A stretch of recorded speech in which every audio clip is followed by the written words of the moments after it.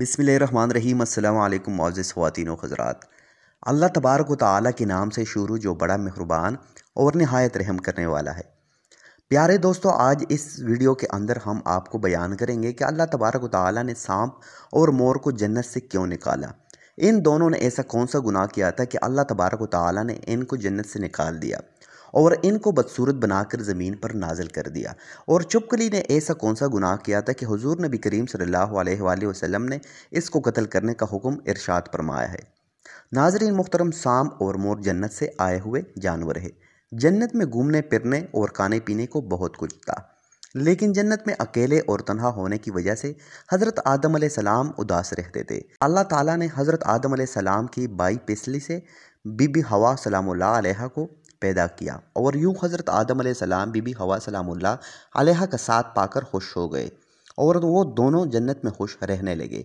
अल्लाह तबारक व तआला ने उनसे इरशाद फरमाया कि तुम दोनों जन्नत जहाँ चाहो खाओ पियो, लेकिन खबरदार इस दरख्त के करीब मत जाना और वो ना ही इसका फल खाना। अगर तुमने ऐसा किया तो तुम जालिमों में से हो जाओगे। सांप और मोर भी उस वक्त जन्नत में रहते थे और वो दोनों जन्नत से बाहर आया जाया करते थे। उस वक्त सांप के पैर भी थे और सांप के मुंह से अबरक की बहुत अच्छी खुशबू आती थी। और मोर आज जितने खूबसूरत दिखाई देते हैं वो उससे भी कहीं ज़्यादा खूबसूरत हुआ करता था। जब वो जन्नत में आता था तब मोर के पाँव में बहुत ज़्यादा खूबसूरत होते थे। एक दिन जब वो दोनों जन्नत के बाहर आए तो उनकी मुलाकात शैतान से हुई।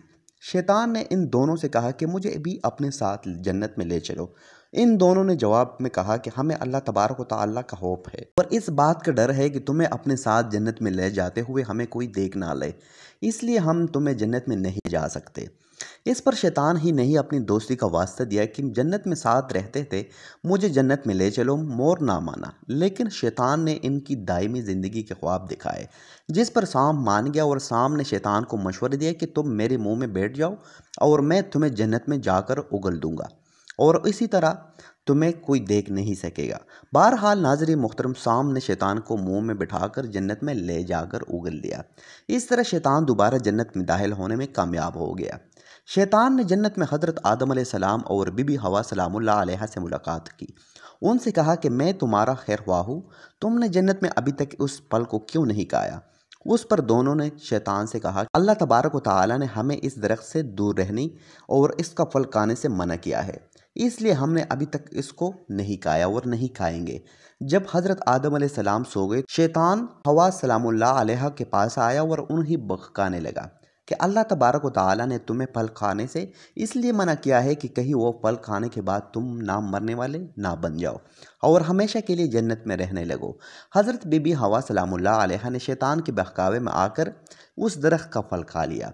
हज़रत आदम अलैहिस्सलाम सोकर उठ गए तो बीबी हवा सलामुल्लाह अलैहा ने उन्हें भी उसे दरख्त का फल खाने पे मजबूर किया और वो फल हज़रत आदम अलैहिस्सलाम को भी खिला दिया। जैसे ही दोनों ने इस दरख्त का फल खाया तो उनका जन्नत का लिबास उतर गया। तब ही अल्लाह तबारक व तआला ने इन दोनों से कहा कि मैंने तुम्हें इस दरख्त के पास जाने से और उसका फल खाने से मना किया था, लेकिन तुम दोनों ने मेरी बात ना मानकर और इस दरख्त का फल खा लिया, अपनी जान पर जुल्म किया है। हज़रत आदम अलैहिस्सलाम और बीबी हवा सलामुल्लाह अलैहा को अपनी लग़्ज़त का एहसास हुआ और उन्होंने अल्लाह तबारक व तआला से माफ़ी मांगी। अल्लाह तबारक व तआला ने उन्हें माफ़ फरमा दिया और उन दोनों को जन्नत से निकाल कर ज़मीन पर नाज़िल फरमा दिया और फरमाया कि ज़मीन पर एक ख़ास वक्त तुम्हारा ठिकाना होगा और तुम ज़मीन पर ही रहोगे। अल्लाह तबारक व तआला ने शैतान जन्नत में लेकर उन पर आने पर मोर की खूबसूरती छीन ली और जिन पैरों से वो शैतान को जन्नत में लेकर आया था उन बदसूरत बना दिया और सामने मोर को शैतान की मदद का मशवरा दिया था। अल्लाह तबारक व तआला ने मुंह से अबरक की खुशबू छीनकर साम के मुंह में जहर भर दिया और वो साम की टांगें छीनकर मोर और साम को जन्नत के इस खूबसूरत जगह से हमेशा हमेशा के लिए निकाल दिया।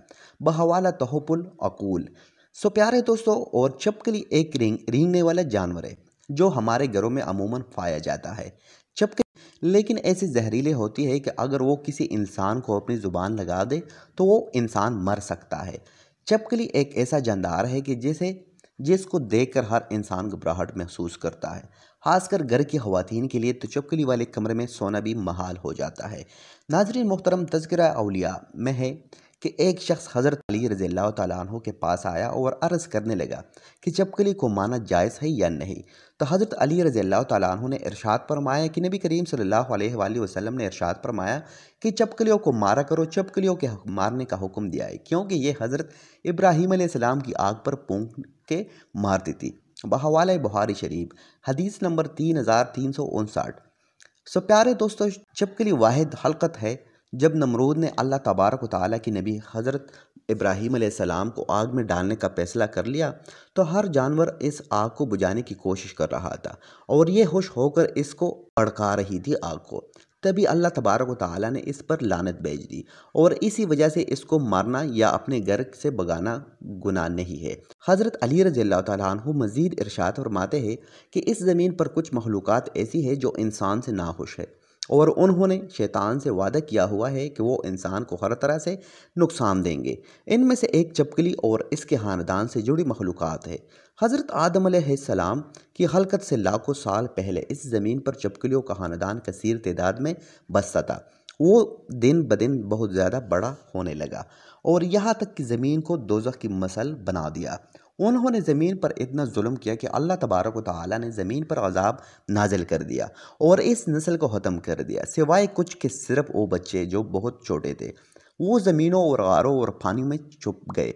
जैसे जैसे वक्त गुजरता रहा तो वो बाज़ और हसद अपने वजूद में बेइंतहा रखते रहे, यहाँ तक कि हज़रत आदम अलैहिस्सलाम का ज़माना आ पहुँचा तो शैतान ने इस हरकत के बावजूद में ये बात डाल दी कि तुम्हारी नस्ल को हज़रत आदम अलैहिस्सलाम के लिए ख़त्म कर दिया गया है।